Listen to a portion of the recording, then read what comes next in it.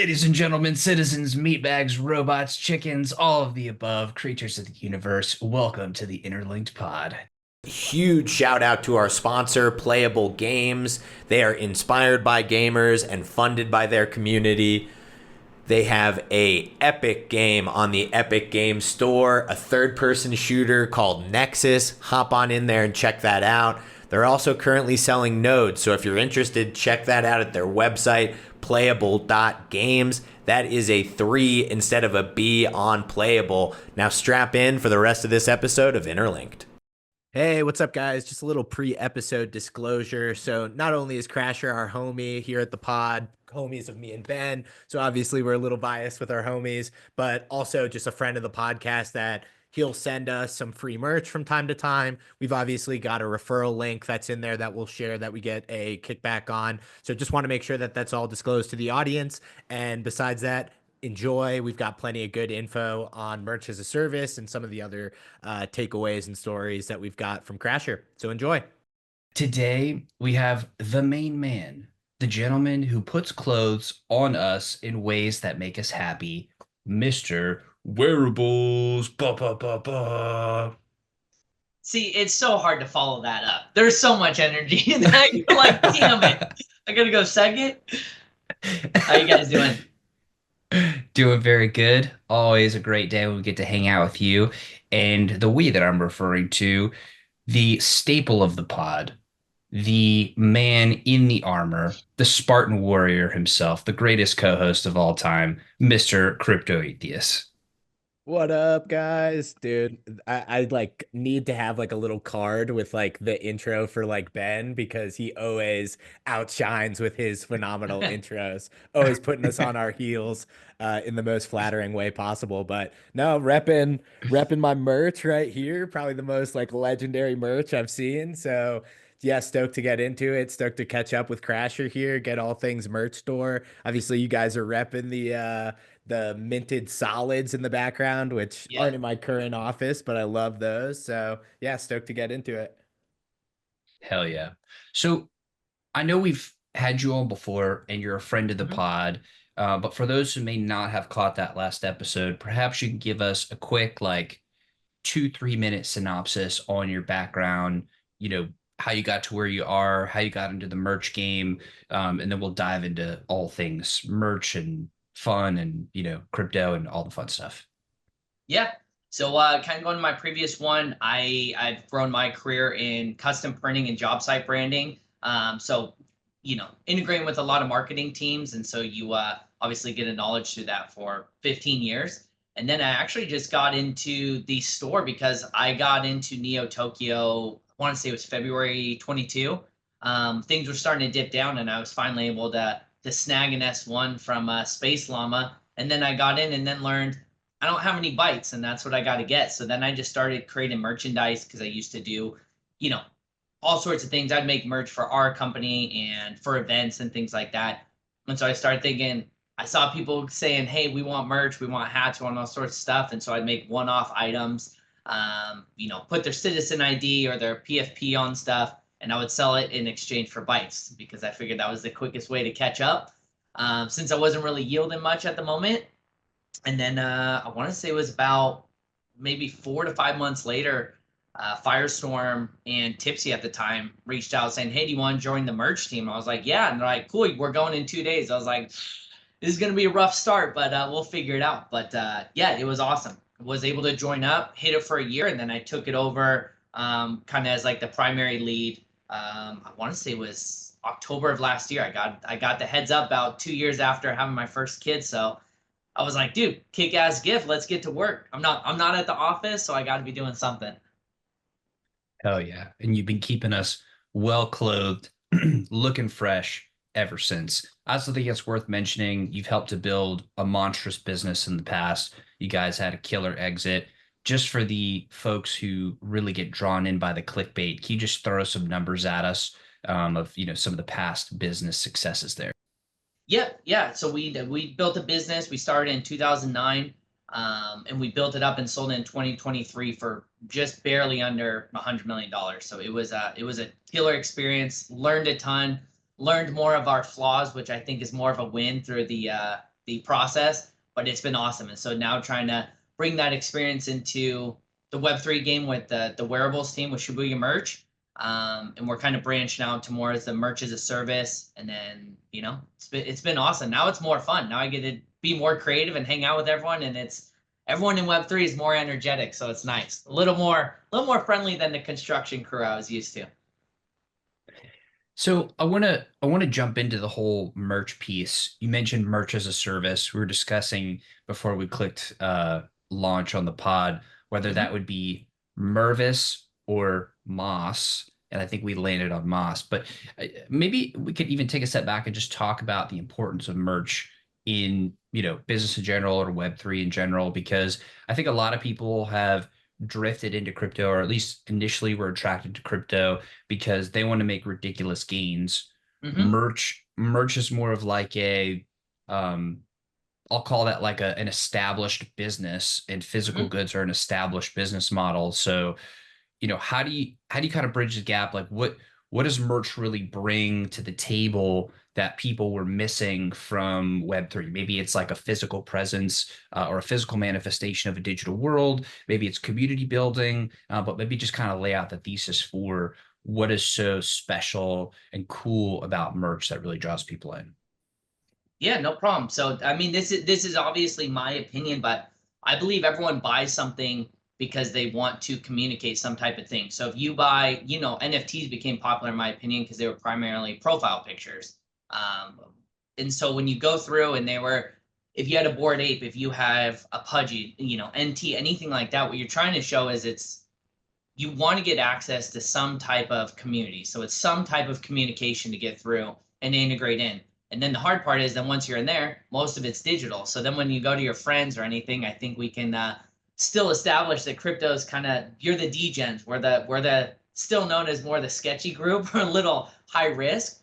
But at the same time, there's pride to take in that you're like, hey, we're risk takers. We're going for it. We're trying to push forward. And in the essence, in my mind, when you can wear merchandise, it's when you can go out and you're with your family or your friends or you're doing something, you can represent that brand. It's communicating your pride in what you're doing. So rather if you're known for that type of thing, for Neo Tokyo, for instance, where the crypto gaming Illuminati, that's why a lot of the gear I keep black because it's a strong brand. It fits who we are. Obviously, here and there, like this is the Whisperer merch.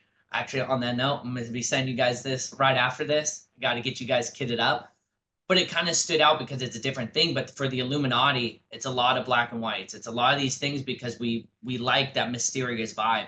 And then when we've gone out for different projects, like we recently did Trust Wallet and Market Elites, and we have a couple other in the pipeline, people want to represent that brand. You want other people to ask about it because then it sparks that conversation. And so to me, it's really just a representation. You're buying it because you want to spark some type of conversation, or to at least just, kind of wear your badge out there and be like, hey, this is who I am, this is what I represent. Let's stay strong. Yeah, and I'd love to dive into because I think the merch as a service is such a compelling value proposition because we've all seen examples of where most projects are not focused around merchandise, like Hmm. whatever their niche is, if it's gaming, if it's a community, like most of them aren't focused around merch specifically. So they're coming out of their wheelhouse when they're providing merch. So what are some of the things that can kind of go wrong for the average community when they try and do the merch in-house? And through that, we can kind of get at the value proposition of having merch as a service. Yeah, I think the primary one is the underestimating how complex it can get. I think you go with one, you can do the regular t-shirts. I don't think there's too much because you can do a lot of local suppliers or something like that and get a decent t-shirt and go through. But that's only going to get so much attention or so much support, you know what I mean? So then that's where we'd like to keep branching out. Luckily, I was able to meet Meridian early, and we've hung out quite a few times, and we've had a strong relationship. And she's officially a partner with Shibuya Merch now. And so what it is that when you want to branch out to more complex items, whether it's going to jackets, we want to integrate, NFC chips or AR experiences or anything like that. The hard part is that you're going to go, oh, I can probably do that. I would assume most people are going to look on like a Fiverr and Upwork. You're going to have so many communication barriers, and you're going to be pushing. And then a lot of the time, what you're going to get is a bait and switch. if you do something in large scale. And so you might finally get something close or send someone to Jack like, hey, can we replicate this? But you're not going to get it because that there's ways to save costs, and you don't know what parts to call out. The communication, the language is much different. I've learned even in the last couple of years of like, oh shit, I thought I knew some stuff. It goes like anything. The more you learn, the less you're like, all right, now I know how much I don't know. Um, and so I think that's where people fall short. So you either can do the regular t-shirts. I've had people reach out. We can totally do them because we have different tech packs and blends and things like that.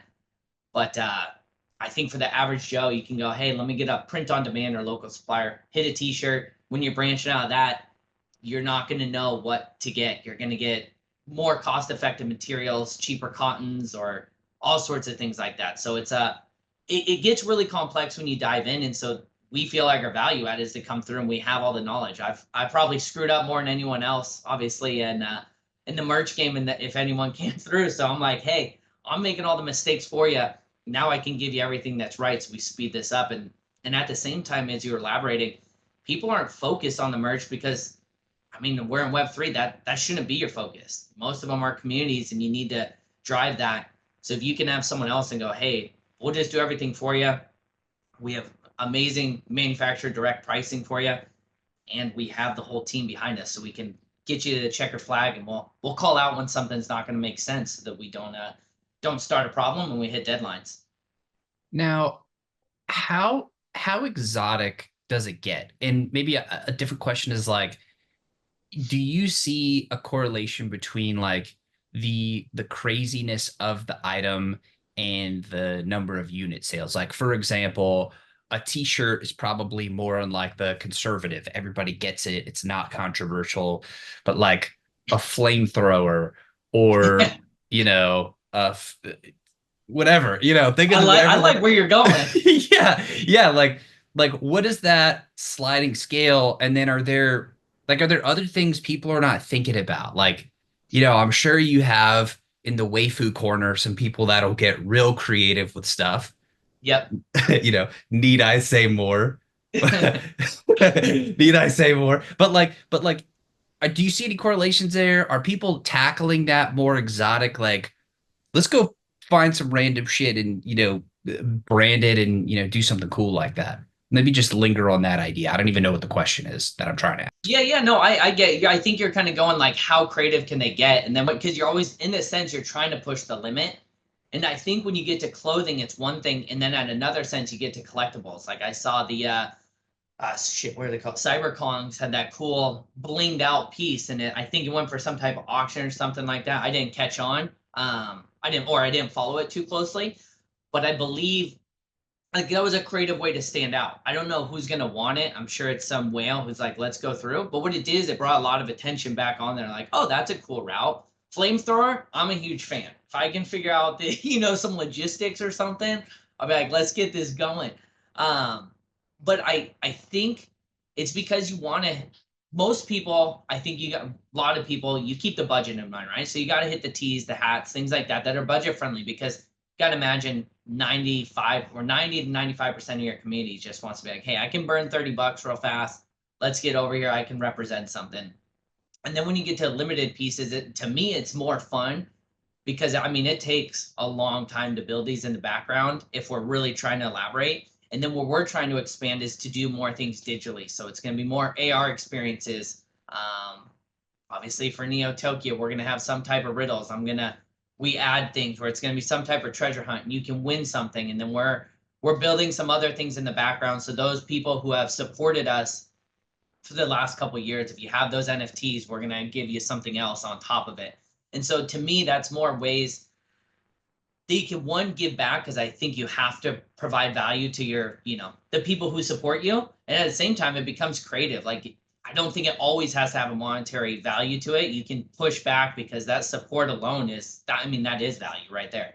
Like that has so much support because they're the ones who push you forward and keep you growing. And obviously a lot of because we hadn't even launched the merch as a service site yet, but we've gotten quite a few contacts just from word of mouth, just people going, hey, Crasher hooked us up on this or this, or we like this jacket or his hoodies or whatever it is, let's connect you. And that's been huge for us.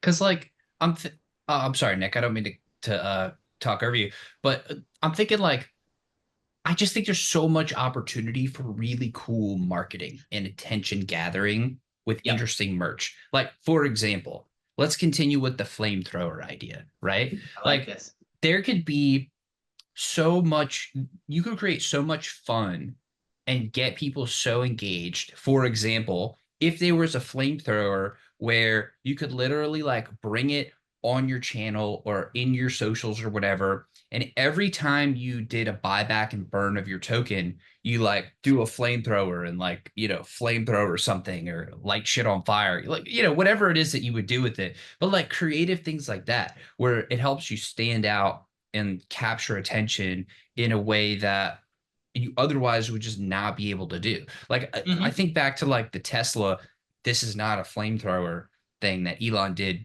years ago. I don't know if you guys remember that, but like that was cool. That was just so random and awesome, and it captured so much attention. To me, like the exotic things could almost be used as a way to like set yourself apart from everybody else. Hmm. I don't know if that's crazy or not. Actually, it's definitely crazy. I don't know if it could be effective or if you kind of see people doing that well in the marketplace. I haven't seen too many people do it well when you're getting into I mean, some people do with collectibles. I forget what one company is, but they branded like they tricked the hell out of like a BMW or something, made it all custom, and it looked trick. It was just hard because at that point for that one, I mean, just I'm using the example because it seems it's large scale, and they use it on some type of branding like over and over in their video. I just don't know how effective it was, but could be because they didn't have reach beforehand. I think that kind of crazy thinking is what makes it all fun. I think that's the shit that will get people talking because I mean, you go through and you can make everyone, like I said, everyone can make a shirt, you can make a hoodie, we can make all sorts of cool things. We can do things to make them stand out where you're like, oh, that was a creative twist, because that's what'll get people talking. And it's a little more simple, but I love the concept of some badass collectible or something like that. That's the stuff that I thrive on. One, that's what makes these conversations fun. Brainstorm and just get nuts and be like, I don't really know where the cap on this is. We might just go down a rabbit hole, but it was a fun conversation. But at the same time, that's you create bonding, and that's where some ideas go through. Maybe you pick pieces out of it, and then you're like, hey, these parts actually make sense. Maybe we should dive a little deeper and actually start putting these puppies together, because that's where a couple of our things have come through. We're like, maybe we'll add this, and then like the jacket had to chip, and we have something coming in about a month and a half.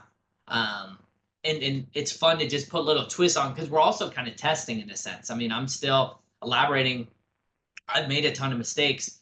I'd rather just keep trying shit and see what sticks because that's how I'm going to learn, and that's how we learn faster. And if we're willing to take those risks, I believe that's going to give us a competitive advantage just because we're taking shots. You're like, hey, you miss all the shots you don't take, right? If we miss a bunch, like we're still winning, we're still learning.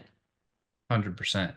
And I bet you it would be really attractive for, and then I'm gonna zip it because I keep talking over Nick. But I wonder like if you could maybe break down for us some of the unit economics, like for a brand, if they're like, okay, we want to do merch, but we don't understand what that's gonna mean like for the bottom line. Like what sort of margins are they looking at? Like what's the return on equity? What's the customer acquisition costs, LTV, like maybe you could break down some of the numbers of like what does it actually look like to do merch and how many units you need to sell to make it worth it, et cetera, those kinds of things. Yeah, it really depends on what people are going for. So for the nice part is that for most of the people we have, they already have pre-existing communities. So we're not getting, a new guy who wants to make a clothing company. We get a handful and we're like, hey, I want to steer you that you're probably not gonna like the process because you're gonna be competing with all of us. But most of the time, you're going to go through and let's use Trust Wallet, for example. They went through and they had, I want to say it was like 4,400 units that we did to 6 countries and go through. But they already have such a large market that you're like, cool, you have the market for them. We don't have to worry about that. And then usually you're going to 2 to 3x your cost depending on what you're going through. Obviously, they're larger, so then you do a little bit more back and forth. They have a little more negotiating power. And we're happy to do it because we want that representation that hey, we're going to hit the checkered flag. But I would say for the average, you're going to 2 to 3x your cost. And that's with us doing everything for you. So imagine you give us X amount of dollars. Let's say it's $2,000 and you're getting 100 units and we're taking care of everything. At the same time, we'll get everything shipped, delivered for you. You don't have to worry about it. And you're going to, let's just on the downside, say you're going to double your money. I think if you gave most people that pitch, hey, give me $2,000, give me $4,000 back in a month or two once we launch this, and it's kind of a nice, fun, creative process because you get the bond and see how everyone's minds work in between. It's a pretty easy bet. And then when those tight teams are in there, you're like, I don't have to do anything. I can do that. You're like, yep, you just have to help us market, but we're also going to provide a bunch of marketing for you. So here's the details we think we should push. Here's some images we have of the process, everything getting made. And so we have a lot ready for you. And then you just let us know how you want it all worded. Make sure I'm not getting too crazy on it. And I mean, so far it's worked well. So now we just need now we have to push the marketing side on our end, show everyone that that's the new focus. Now a word from our sponsors. What's up, crypto gamers? Shout out to our sponsor, Myria. Myria is revolutionizing Ethereum-based gaming with its powerful L2 scaling solution. Think zero gas fees, instant transactions, free NFT minting, and more. Myria offers a suite of tools that are tailor-built for game development, including game-specific SDKs, a spec'd-out marketplace, Web3 spiked leaderboards, new AI super tools, and more. All this fueled by a fleet of player-run nodes that are a breeze to operate and pump out daily rewards for supporting the ecosystem. Plus, check out Meta Rush, the Battle Royale obstacle runner by Myria Studios, dropping very, very soon. Now back to your regularly scheduled program. Yeah, and I'd love, could you point out some more case studies? I know a lot of these are under sort of NDA, but are there, Trust Wallet's obviously huge. That's a big win. Where is that in the development? And can you point to any other like sort of use cases that or case studies that you guys are going through right now? Anyone who you're creating merch for that you want to like sort of like call out right now? So we have a communication with Altura, Kerberos, and a couple others who we won't just announce just yet, just because we're not at that point. And then Trust Wallet was actually back in August because we did it for their 7-year anniversary. They just wanted to kind of keep it quiet till everything was going. We learned right there was a mistake with Trust, is that we realized the Colombia team is very strict on getting things imported. So that one took a little longer than expected. But what they did is we talked to them in August and we're told, hey, we need it by the middle of September for token 49. And we have to get 4,200 units delivered, including limited edition. It's not bomber jacket, varsity jackets to go through. And so that was insanely tight crunch time to get that much done in that timeline. And that includes us making tech packs for each item, making sure the blends are right, the weights are right, the fit. And so you also have samples coming in that time. And so in 6 weeks, you're able to deliver 4,200 shirts. And then I think it was like 150 of the jackets and hoodies and things like that to 6 different countries. And so right there, it kind of gave us, that was our biggest push. Don't get me wrong, that was our biggest stress case right there. But then when we delivered and everything was gone, you're like, oh, we got this. Because I was, when you're kind of pushed in any type of business, that's when you see how much the team's really got in the tank, how much you're reserving. And then after that was the market elites. I met Bo at the 3-year anniversary, which was awesome. We were just grabbing a bite really quick, met he and Shay, and then he was like, hey, I'm looking for jackets. I was like, I'll literally hit you up this week. We'll hit you as soon as I get back home. And then I loved what they were doing because they wanted to incorporate pre-existing artwork. And then we just had Meridian kind of recreate everything and then design the different jacket. And then we worked on packaging and things like that. And it was just fun because of how they do it differently. Like Trust wanted a more conservative route, very strict on their colors, things like that. And Bo and the team were like, let's just get some vibrancy. Let's get some pop so we get some attention going through. And to me, it was just fun to kind of see how the different teams work. And like I said, we have things in the background. It's fun to see how their brains go too. Some are more, I guess that kind of goes to part of the value add is that we're trying to also understand how each brand works. Because that was in my previous businesses, that was most of what the sales team does as we go through. You communicate with the team and then we've almost become an extension of your marketing group. We need to understand, hey, what are your colors? What are some of your brand guidelines? Things like that. What is your message? Because that's going to help us creatively like make sure we project that when people get their physical item, because that kind of alludes to before the communication aspect. You want people to rep this. If someone's going to buy your gear, they want to push that message. They want to show like this is who I represent, and personally.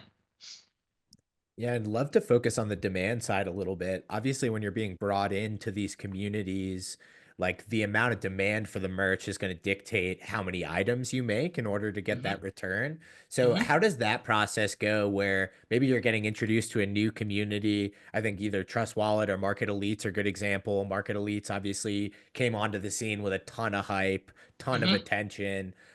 Trust Wallet obviously had a lot of established attention. But when you're coming up with these new projects and trying to figure out how many of each jacket versus t-shirt that you're creating, how are you sort of working with them to make sure that you're not, creating too many that's going to outstretch the demand? Yeah, yeah. So on something like that, we'll usually discuss with the team. A lot of them have obviously the analytics behind it. So they'll check their Discord, their Twitters, all sorts of things like that. And I think it's also still in a rough route, like a guessing game, because you want to, how many are going to be bots or how many people are actually going to be engaging and pushing it through. Obviously, a lot of them engage bots and some other things like that. And then we brainstorm, hey, if you're, because usually there's going to come out alongside another marketing push. So you can kind of foresee we're going to get additional attention from outside and people may move on that. And then we're usually going to round down. I usually tell everyone, like, dude, I would go for maybe 3/4 of that, just so that you can increase demand, because obviously if you run out, then you may be able to spark a conversation where people keep bringing it up, like, hey, when's the next merch, and then we can produce the next item or something like that. But that's how those go. Kind of going back to, I got stuck on the one for the newer companies. We've had a couple come through. They're enthusiastic and things like that. But with our service, it sounds bad, but we kind of want to filter out the small ones because it does take a sense of commitment. Let's say I want to be like, hey, it's only going to be $1,000 or $1,500 to get this done, because we do have a minimum. We want to keep it at like a 50-piece minimum, just to make sure it's worth our time that we're going through. And some people aren't ready for that, which we totally understand.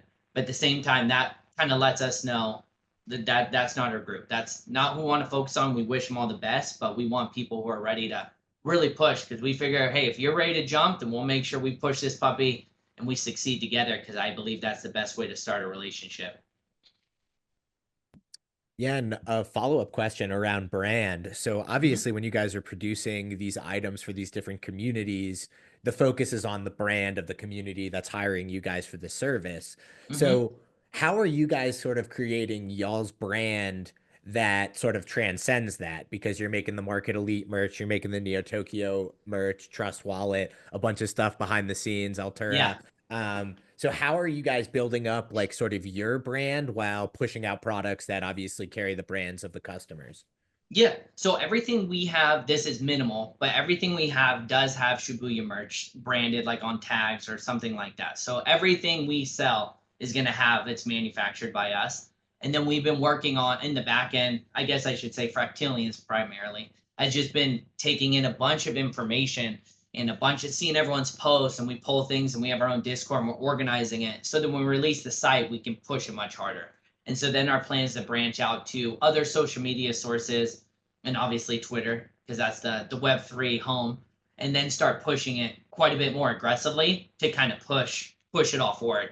I've been kind of choking everyone back. You can tell they're ready to kick ass and they're ready to go. And Fractilian's been like, "Can I post this?" And I'm like, "Let's just hold it," because I'd like it to come out as like a surge when we have the new site, when it's very easy to get a hold of us and to go through. Then we have everything organized and we'll start pushing it really hard. So to kind of answer your question more straightforward, we haven't done much on it yet. Like I said, it's been word of mouth, but very shortly we're gonna announce it and then we'll start pushing. Then our Twitters and some other social media sources will start pushing forward. I Oh, I think think you're you're muted, muted. good sir. Ah, sheet. Huge shout out to Fractilian now that I'm unmuted. She does so much behind the scenes, very vital member of the AMA team, helping out on the merch squad. NT plays. She's behind all the Twitter spaces going at the Neo Tokyo official account, doing a lot of Twitter posts in there as well. So huge shout out to you, Fractilian. Um, Had another question around packaging because I think it's such an important part of the virality because Hmm. unboxing, I know you were a former big Pokemon card guy. Yeah, yeah, Card pulls are huge. Everybody wants to see the, unwrapping of the yeah, cards and like the yeah. big pulls and such. So how are you guys thinking about that? I mean, two really good examples that resonated with me were the minted solid, which I have Hmm. one. I actually was unable to force myself to throw out the packaging. So I Yeah, still you have killed it. that little piece that goes on top of it that's like, loading. I think the Yeah. hoodie was another really good example of like, I think I still have the Neo Tokyo shoebox kicking around here somewhere because I just couldn't bear I to have one in my closet up there. I saved one of mine. I'm just like, this is staying here forever. This is sick. and it definitely pushes people to promote it on social media more and make that virality and make that big marketing statement. So how are you guys thinking about the sort of packaging? It's been fun to go through. So like I personally love the shoebox idea, but you can see we tested because then in the jacket it just came in like a very blank black box to see how people thought of it. I like the creative. I like the more colorful, crazy stuff, and be like, fuck it, let's just make it nuts when it comes through. For our things for the limited edition, we're usually brainstorming something that will fit the item. So like the Welcome to the Citadel opened it and it was supposed to obviously have the Citadel image on it and then some more behind it, and so that it kind of fit what we were pushing. And then the jacket was more of a luxury piece. It's loud, but we wanted to feel like a more luxury box and go through. And then we have the next item will have something that fits alongside that.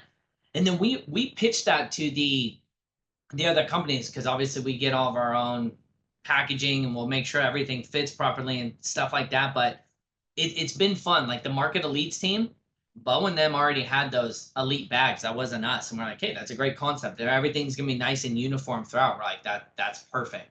We want our limited products for Shibuya, not no shade towards anyone. It's just we want each one to fit the individual piece. So then when you get it, it kind of provides that same messaging throughout the process. So we go through this in the mass like meetings because usually it's like a 30-minute to an hour meeting.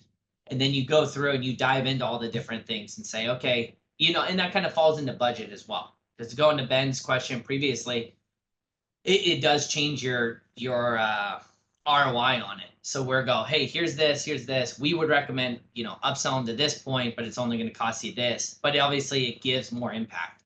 To me, it's always more, I'm more just the creative side. I'm a guy who probably just says a bunch of shit and they're like, this guy's just making crazy stuff. I'm like, but it would be cooler. I'm like, the more I think you can resonate with the emotions of the people, I think the more support you're gonna get. And I was like, and that's how we'll lock it down. Yeah, I just think there's so much there, and really the limits to what people could do with this are their own creativity, which Yeah, really makes it 100%. fun.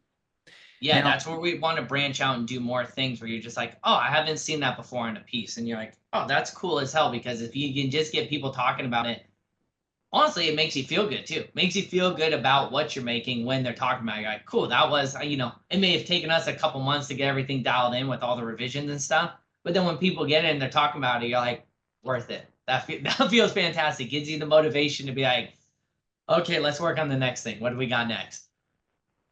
so I wanted to ask about AI. Obviously, it's on everybody's mind right now. Yep. Um, how does that impact the business? I'm thinking of it kind of from two sides potentially, or a couple sides.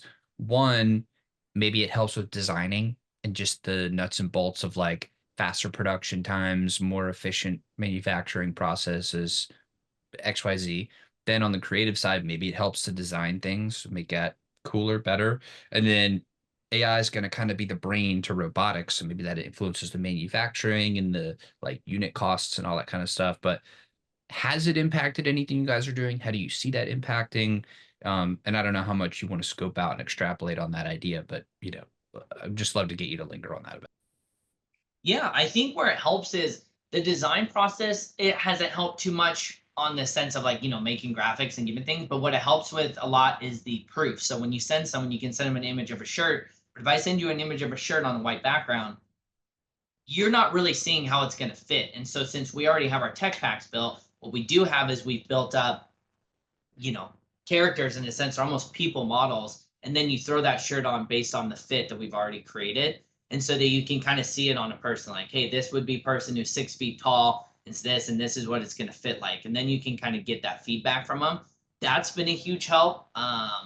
When we're trying to discuss and make sure we're hitting what they want. Obviously, they can see a tech pack, but at the same time, when you're looking at a bunch of numbers, it's like looking like an analytic sheet. You're like, this is kind of boring as shit. I don't know what the hell I'm looking at.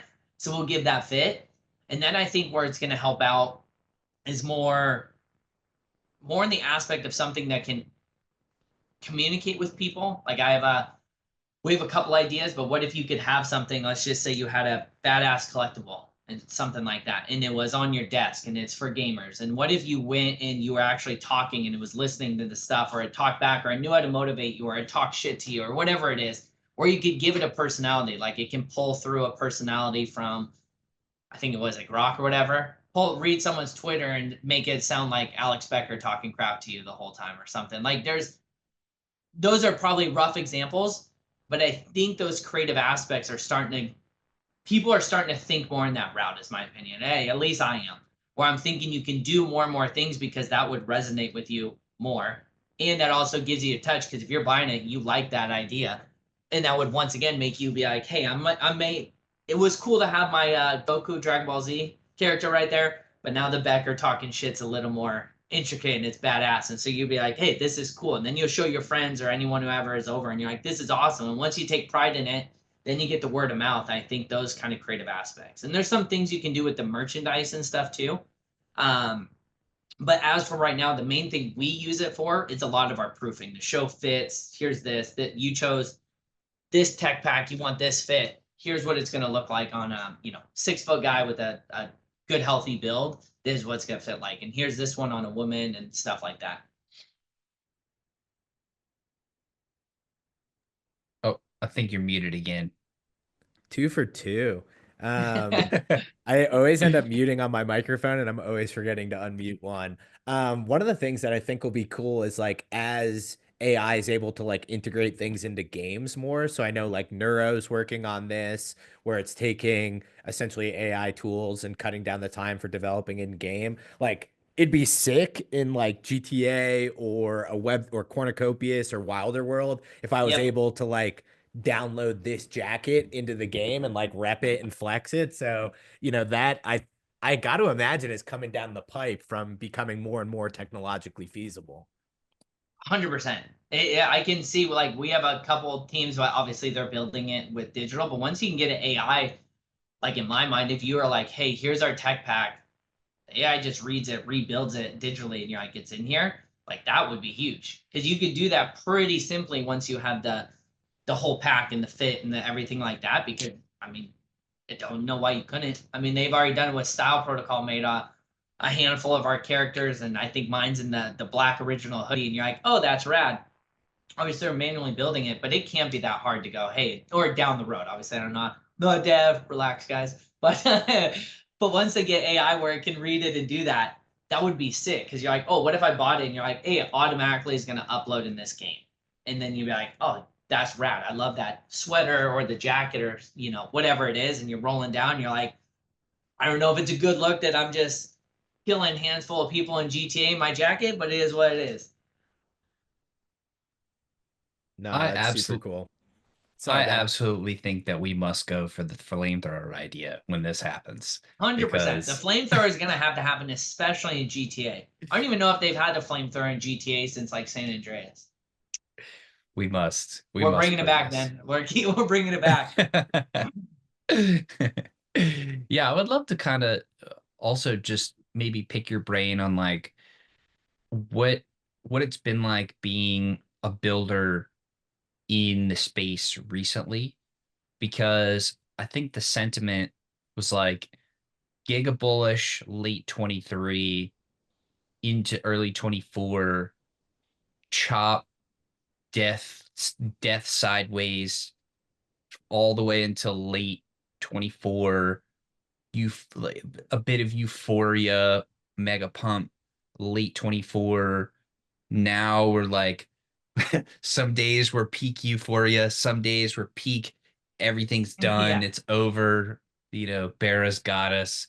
So like, what's that been like from a builder perspective when you guys have been expanding your customer base, expanding your product line, expanding your manufacturing capability, et cetera? Like, what's maybe just kind of give us an inside scoop.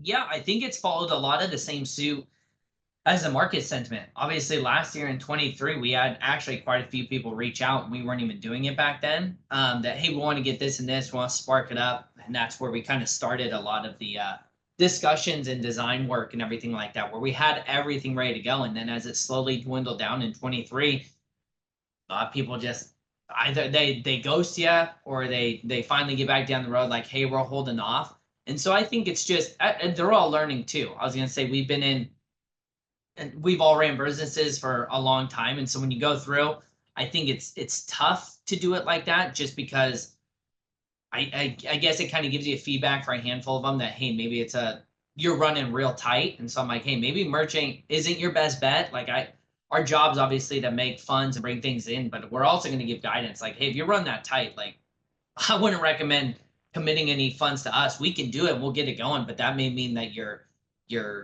audience isn't there either.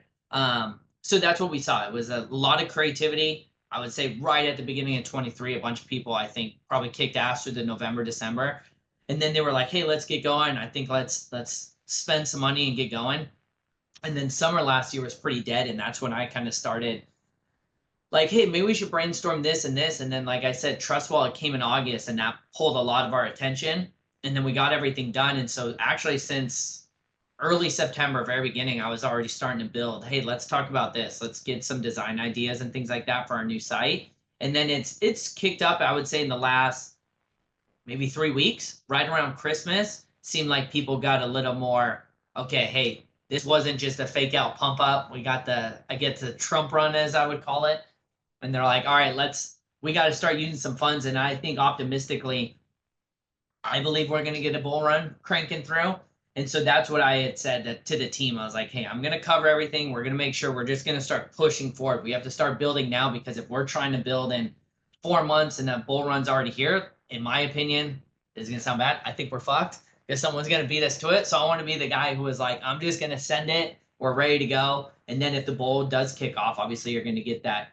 You're going to be able to absorb a lot of that energy, because a lot of teams are going to be like, dude, we got to push some more stuff. It's time to release our marketing. And so I wanted to be ready. So we'll be very shortly, you guys will see everything we've been working on. But no, it's cool. It's been, you get that up and down. And I think that's where the previous experience in business kind of helps out. So you're like, hey, it's part of the game. Let's all we have to do is keep moving forward, stay productive. Well, I'm just super glad that you guys have continued, because I just want to, take a moment to really just brag on you as a human being. Guys, this man here is just one of the nicest, most awesome, most helpful, caring human beings on planet Earth.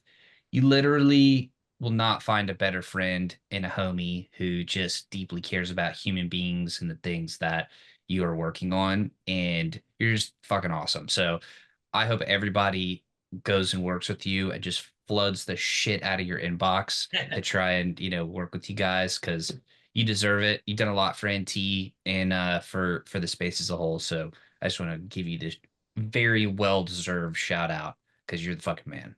I greatly appreciate that. Thank you, Ben. Thank you, Nick. Even just for having me on here twice feels good. I was like, it's fun to talk, and I got to earn that. That was a big compliment. I greatly appreciate it, but I'm not gonna. We don't slow down. We want to keep pushing it forward. We want to give more back.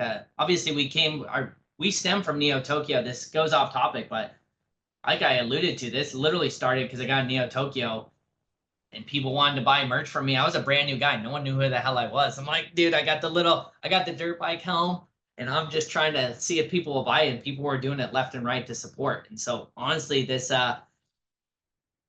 mini project at the beginning became into obviously it's becoming a larger project as it's going, but it's purely due to jumping into Neo Tokyo and getting such a large opportunity. And then the leadership, just because in a sense, I guess, proved I can get some shit to the checkered flag. Maybe, I don't know if that's the best way to say it, but getting a checkered flag, it's gotten more and more support. I've even gotten support from Becker and Elio directly that we have some stuff. And so it's those opportunities would have never been they would have never come through if I wasn't an NT. So you guys all pushing everything forward, getting more reach, keeping grinding. It's motivation for us too. It seems like we're all holding each other accountable, even if it's silent most of the time. Just because you see one person going, you're like, we got to keep grinding. Let's go. And I think that's how a team works. You're like, you don't have play soccer. You can't have all forwards. You got to cover the whole field. And when you have everything uniformed, it's pretty hard to beat. You're like, all right, this is gonna be hard to compete with. No, absolutely. And nobody builds you up like Ben. I swear No, we could do a service of just like sending people just like a Ben compliment like in their inbox every morning, like one of those 100%. Cameo sites, just like, hey, my friend's feeling a little down. Can you build him up real quick? Like Yeah, it would sell like hotcakes, dude. Ben's the pro. yeah, verbal hug as a service coming soon. Neo Glad I Tokyo have this branded. dark lighting in here. You couldn't see me blushing. Dude, you're telling me, man. I know I've like opted for the better lighting, but I'm like, got to be careful when he gives the intros. Um, Couple things just to highlight for the audience. So we're going to be focusing more on some of the services that Neo Tokyo can provide. We've got tons and tons of different services from the agency, merch as a service out of the Shibuya Mall. We've got obviously branding opportunities from a lot of our marketing shows. So you can hop on the news shows, you can hop on the AMAs, outreach. What am I leaving off here, guys? We've got a whole list of them. Obviously, the dev team. Oh, if you want a one-on-one get your ass kicked jujitsu session, Crypto ETS is there, put you in an arm bar, make you tap on goal. Yeah, I'm waiting. We're gonna do a Neo Tokyo Tamagotchi tournament at some point, Dragon Ball Z style, with like Becker as the final boss. That's That'll be cooking. sick. I'll be Becker, if there. you're I'll get taken out pretty early, but I'll be there. dude, for Becker, we might have to do like a little 3v1, keep it Yeah, fair. Him coming fresh out of the hyperbaric chamber, but yeah, Bring Crashers. Wait, we could bring some Cardano holders and put him off to the side so he gets distracted trying to make yeah. fun of him and Good then call. tap him while he's Yeah, distracted. Yeah, just like a talking bull. shit. We're like, get him, get him. Oh, I love it. But Crasher, super grateful that you joined us again. If anybody's interested in getting either merch as a service or checking out some of the Neo Tokyo merch, we're going to post a link down here in the description. I think we got a referral link cooking. So just in case that is the referral link, then just know that the team will get a small slice of that. So just want to make sure that that's disclosed. And yeah, keep on cooking. Can't wait to see what's coming out of Shibuya Mall, the new Neo Tokyo project that you were teasing a little bit. I'm always excited to add another piece to the collection. So thank you. 100%. Appreciate the support, guys. Thank you for the time, and hope you guys have a kick-ass weekend. Yeah, you You as as well, well. sir. And we're going to see how much this Trump pump comes to fruition because the next episode, we're going to be under the Trump administration. So probably Bitcoin to 1,000,000,000, billion, kajillion, financial advice, At non-financial least that's advice. what we're preaching. Yes. I need someone to be like, dude, I just need to feel some dopamine again. Come on. Dude, and also Baron, if you're watching this, get Crasher in touch with your dad. I know that he's got some NFT projects that need some merch. When the next NFT version of the MAGA hat that's coming, you got to be using Shibuya Mall, and we'll be back next week with another episode. Bye bye, everybody. Later, guys.